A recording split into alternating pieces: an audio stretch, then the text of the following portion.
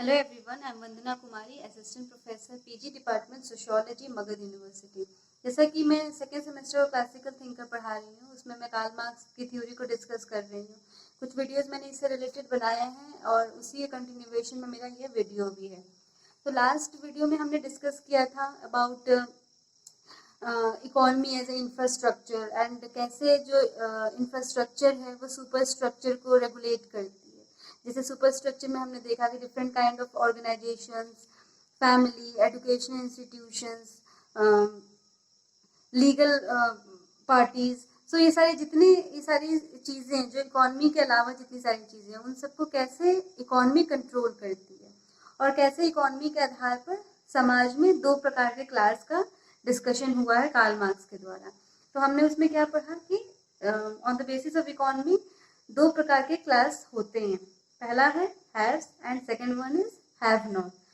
Have वो होते हैं those who have their own means of production, और जो हैव नॉट है वो उनका अपना खुद का कोई मीन्स ऑफ प्रोडक्शन नहीं होता। They are like working class, they are like dependent group. Dependent class हम जिसको कह सकते हैं, फाइनेंशियली वीकर क्लास भी कह सकते हैं।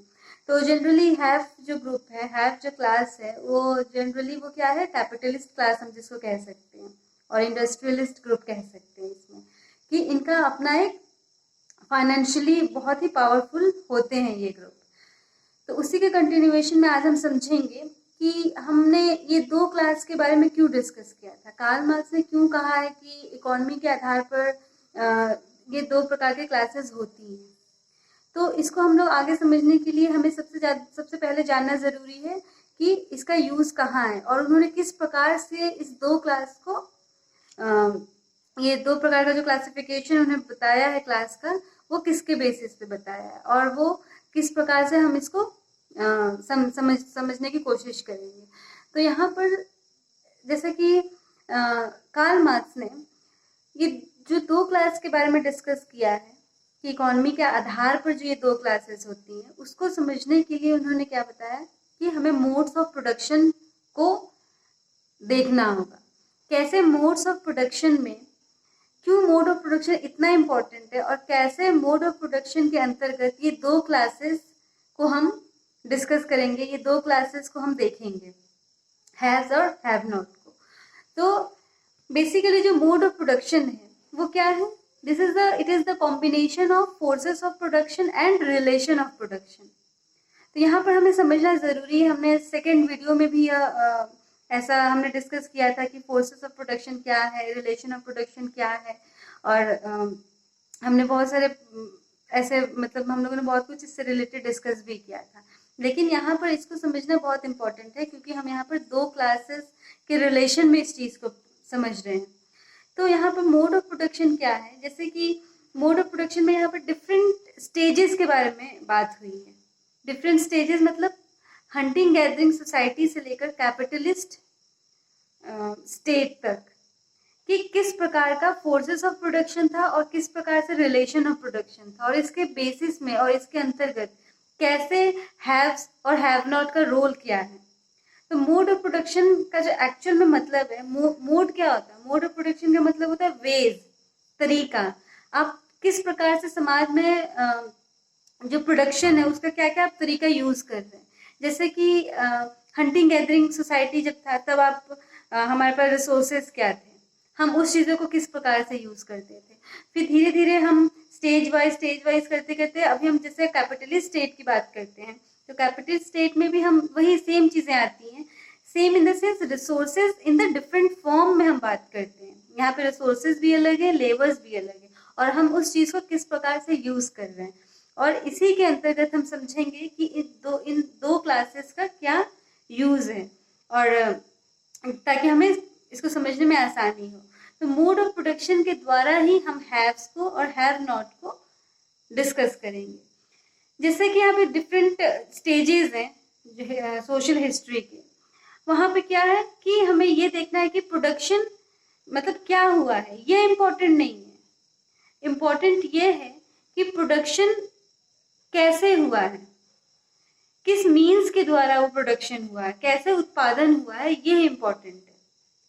क्या उत्पादन हुआ वो समझना इम्पोर्टेंट नहीं है, कैसे हुआ है दिस इज वेरी इंपॉर्टेंट, क्योंकि हर एक स्टेज में, like in each stage, relation of production and forces of production changes according to the social context of the society, कि जिस प्रकार से हमारा सोसाइटी चेंज हो रहा है, कॉन्टेक्स्ट चेंज हो रहा है, उसके हिसाब से प्रोडक्शन भी चेंज हो रहा है, तरीके भी चेंज हो रहे हैं। इसीलिए हम इसको मोड ऑफ प्रोडक्शन कहते हैं, कि क्या तरीका हम यूज कर रहे हैं। रिलेशन ऑफ प्रोडक्शन और फोर्सेस ऑफ प्रोडक्शन के बीच में क्या कॉम्बिनेशन है, और किस प्रकार से ये सोशल सेटिंग्स के हिसाब से ट्रांसफॉर्मेशन होता है, किस प्रकार से चेंज होता है। तो यहाँ पर हम सबसे इम्पोर्टेंट चीज है हमें समझना है कि मोड ऑफ प्रोडक्शन। तो हम सबसे पहले डिस्कस करते हैं फोर्सेस ऑफ प्रोडक्शन क्या है। Like the forces of production क्या है? Forces of production express the degree of which human beings controls nature. जैसा कि ये क्या दिखाता है? उत्पादन की ताकत को दर्शाता है। क्या दर्शाता है? कि किस प्रकार इंसान प्रकृति को अपने नियंत्रण में रखने की कोशिश करता है।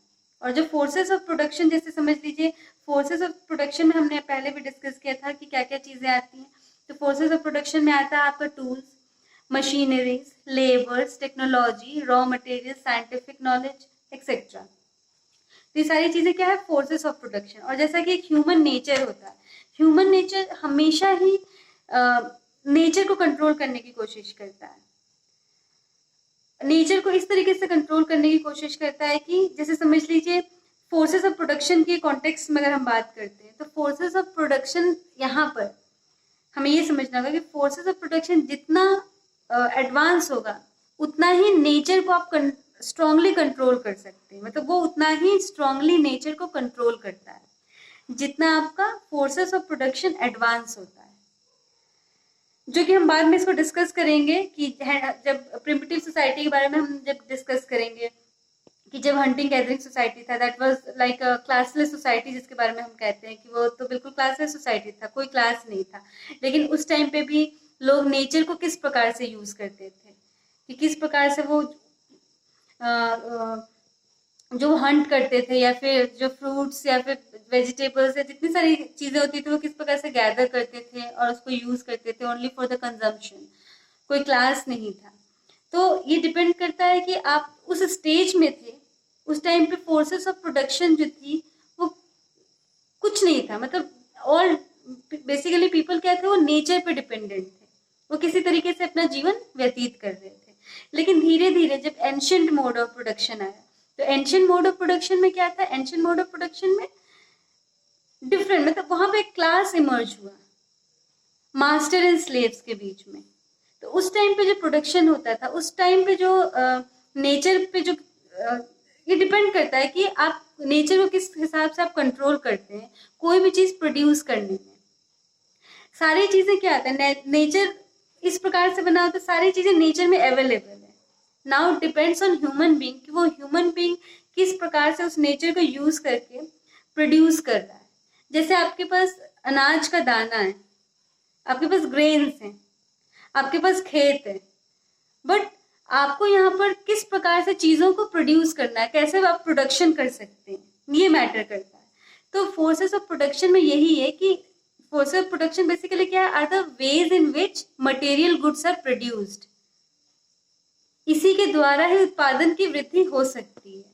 जैसे कि हमने इन सब चीजों के बारे में अभी लास्ट वीडियो में भी थोड़ा बहुत डिस्कस किया था कि इन सभी चीजों का उपयोग करके, जैसे जो भी टूल्स होती है, मशीनरीज होती है, लैंड होता है, साइंटिफिक नॉलेज होता है, रॉ मटेरियल्स होते हैं, इन सभी चीजों को यूज करके ही किसी भी प्रकार का उत्पादन किया जा सकता है।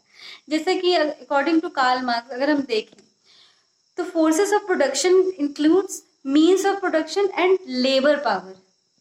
यहाँ पे मीन्स मतलब आप क्या मीन्स यूज कर रहे हैं चीजों को प्रोड्यूस करने में, प्रोडक्शन के लिए, और labour power. Here labour power is very important for Karl Marx. Karl Marx ने इसके ऊपर बहुत सारे बुक्स भी लिखे हैं। तो यहाँ पर Marx, like for Marx, labour power is very important. Labour power is the actually capacity to do such useful work which increases the value of product. यहाँ पर क्या है, लेबर बहुत इंपॉर्टेंट है, क्योंकि वो जो भी अपने मतलब लेबर पावर क्या है एक्चुअल, कि उसका एक्चुअल कैपेसिटी क्या है, उसके कैपेसिटी से ही उत्पादन को या फिर जो चीज वो बना रहा है, जो वो ऑब्जेक्ट बना रहा है, उसकी वैल्यू बढ़ती है। And they sell their labour, that is the capacity to work which adds value to commodities.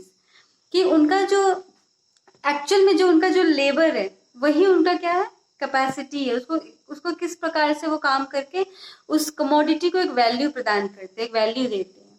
So they are the actual source of the surplus value. इसको हम बाद में और भी अच्छे से डिस्कस करेंगे।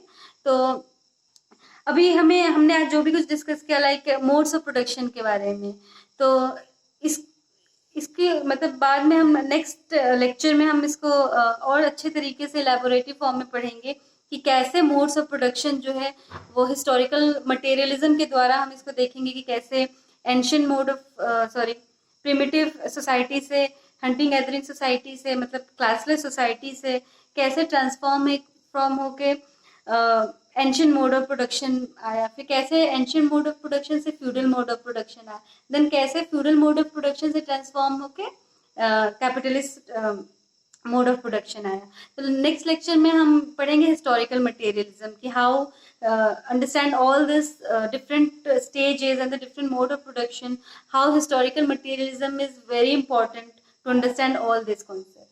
Thank you.